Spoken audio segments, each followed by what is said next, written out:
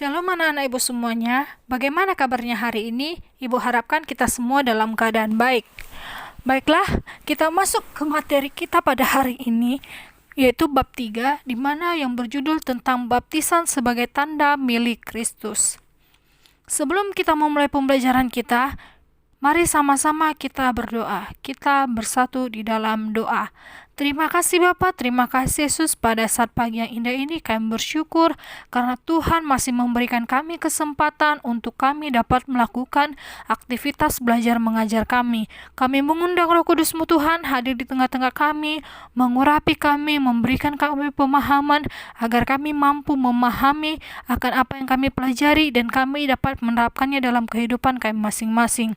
Ini yang menjadi doa kami Bapa, kami siap untuk memulai aktivitas kami dengan mengucap syukur. Haleluya, amin. Baiklah anak-anak ibu semuanya, sebelum kita masuk ke pembahasan pembelajaran kita hari ini, ibu akan menyampaikan beberapa tujuan pembelajaran kita, yaitu yang pertama sikap sosial, di mana kita harus menghormati, menghargai, toleransi, mengasihi, jujur, sopan, dan disiplin, baik kepada orang lain maupun kepada diri sendiri. Tujuan yang kedua yaitu dari aspek pengetahuan, di mana kita harus benar-benar memahami dengan benar makna dari baptisan sebagai tanda milik Kristus. Yang ketiga yaitu aspek keterampilan, di mana kita mampu menjelaskan makna baptisan dalam kehidupan orang percaya.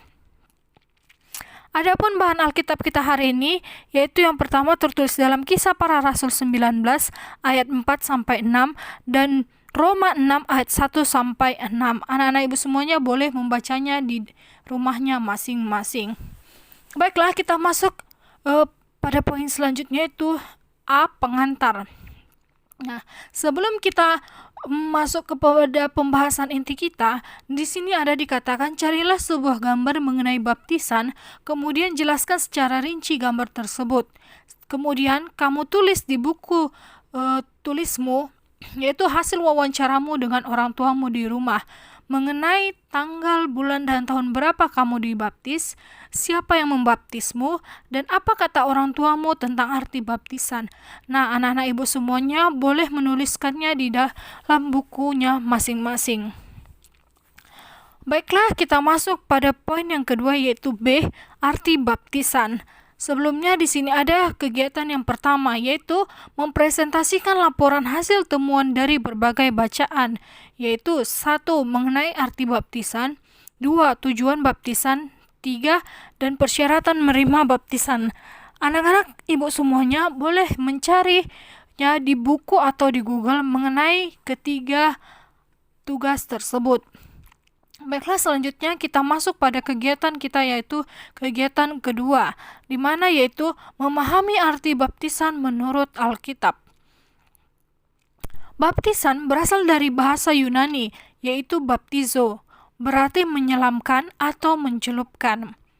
Dalam Injil Markus 7 ayat 4 dan Lukas 11 ayat 38, tampak adat istiadat Yahudi mengenai membasuh anggota tubuh dengan air sebagai simbol pembersihan diri. Adat kebiasaan ini berkaitan dengan makna baptisan sebagai pembasuhan atau membersihkan dengan air. Jadi bisa kita ambil kesimpulan bahwa arti baptisan yaitu mencelupkan atau membersihkan diri dengan air. Selanjutnya, dalam kitab Roma 6 ayat 1-6, Rasul Paulus memberikan penekanan pada arti baptisan, di mana jika demikian, apakah yang hendak kita katakan? Bolehkah kita bertekun dalam dosa, supaya kita semakin bertambah karunia itu? Nah, pastinya tidak ya. Bukankah kita telah mati bagi dosa? Bagaimana kita masih hidup dalam dosa? Atau tidak tahukah kamu bahwa kita yang telah dibaptis dalam Kristus telah dibaptis dalam kematiannya? Dengan demikian, kita telah dikuburkan bersama-sama dengan Dia oleh baptisan dalam kematian, supaya sama seperti Kristus telah dibangkitkan dari antara orang mati oleh kemuliaan Bapa. Dengan demikian juga kita hidup dalam hidup yang baru. Sebab jika kita telah menjadi satu dengan apa yang sama dengan kebangkitannya, karena kita tahu bahwa manusia lama kita telah turut disalibkan, supaya tubuh dosa kita hilang kuasanya, agar jangan kita menghambakan diri lagi kepada dosa. Rasul Paulus mengajarkan bahwa baptisan merupakan tanda pertobatan manusia yang ingin masuk ke dalam hidup baru di dalam Kristus. Sebagaimana Kristus telah mati untuk menebus dosa-dosa kita, baptisan kita merupakan tanda pertobatan di mana dosa kita dihapuskan. Nah, artinya, jika kita sudah dibaptis, kita tidak boleh lagi hidup di dalam dosa. Jika kita sudah dibaptis, artinya kita sudah memiliki hidup yang baru. Ya kan? Jadi untuk itu sebagai remaja Kristen, kita harus memulai hidup baru kita dengan cara melakukan hal-hal yang baru seperti rajin membaca Alkitab, rajin berdoa, rajin ke gereja. Semua penebusan yang telah dilakukan oleh Tuhan semata-mata hanya karena Tuhan mengasihi kita. Untuk itu, kita sebagai umatnya, jangan kita menyia-nyiakan apa yang Tuhan berikan kepada kita, yaitu nyawanya untuk menebus dosa kita, untuk menyelamatkan kita dari kematian. Kemudian, jauh sebelum Yohanes Pembaptis melakukan baptisan, dalam tradisi Yahudi juga ada tata cara pembasuhan dengan air yang bermakna membasuh dosa manusia, seperti Naaman yang menyelam ke dalam air untuk menyembuhkan penyakitnya. Injil Markus 1 ayat 4-11 menunjukkan bahwa baptisan Yohanes adalah kelanjutan dari adat pembasuhan perjanjian lama. Namun dengan pengertian baru, yaitu bukan sekedar penyucian, tetapi sebagai lambang pertobatan, tertulis dalam Kisah Para Rasul 19 ayat 4, untuk menerima pengampunan dosa. Yohanes mengatakan dia membaptis dengan air, tetapi Yesus membaptis dengan Roh. Yesus sendiri datang untuk dibaptis oleh Yohanes. Mulanya Yohanes ragu, tetapi Yesus harus menggenapi nubuat mengenai dirinya. Baptisan membasuh tubuh dan jiwa kita dari gaya dan cara hidup lama kita ke gaya dan cara hidup baru, yaitu hidup menurut ajaran Kristus. Dengan demikian, dalam hidup baru ini, kita dibebaskan dari perhambaan dosa. Sebaliknya, kita menjadi hamba Allah di dalam Yesus Kristus. Dibebaskan dari hamba dosa artinya, manusia diberikan kekuatan untuk melawan kuasa dosa dengan mengandalkan kuasa Yesus. Baptisan menjadi pertanda seseorang menjadi milik Kristus. Kita mati bersama Kristus dan bangkit bersama Dia. Melalui baptisan, kehidupan lama yang penuh dosa dikuburkan dan kita bangkit dalam hidup yang baru. Jika demikian, apakah baptisan merupakan jaminan keselamatan bagi orang Kristen? Nah, keselamatan diperoleh hanya karena anugerah Allah di dalam Yesus Kristus. Kita dibaptis karena kita telah diselamatkan oleh Allah di dalam Yesus Kristus. Jadi, tindakan Allah mendahului tindakan manusia. Semua yang kita lakukan merupakan wujud jawaban kita terhadap kasih karunia Allah di dalam Yesus Kristus. Semua manusia berdosa, karenanya semua manusia membutuhkan pengampunan. Pembaptisan hanyalah merupakan awal dari suatu proses sepanjang hidup sebagai anak-anak terang. Berdoa dan membaca Alkitab merupakan bagian dari proses itu. Hidup sebagai anak-anak terang artinya berpikir, berkata-kata, dan bertindak sesuai dengan terang firman Tuhan atau ajaran Yesus Kristus. Nah, kemudian baptisan di sini dikatakan baptisan Yohanes. Baptisan Yohanes adalah baptisan pertobatan yang dilakukan di Sungai Yordan. Sebenarnya orang Yahudi yang hidup jauh sebelum zaman Yohanes Pembaptis pun sudah mengenal adanya baptisan, yaitu melalui adat pembasuhan, seperti yang dilakukan oleh Nabi Elisa terhadap Naaman.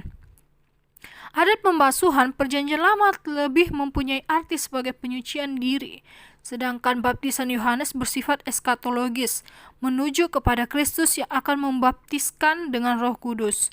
Baptisan Yohanes sekalipun bermakna penyucian diri dari dosa atau pembasuhan, namun sifatnya melambangkan pertobatan dan pengharapan akan kebangkitan Kristus.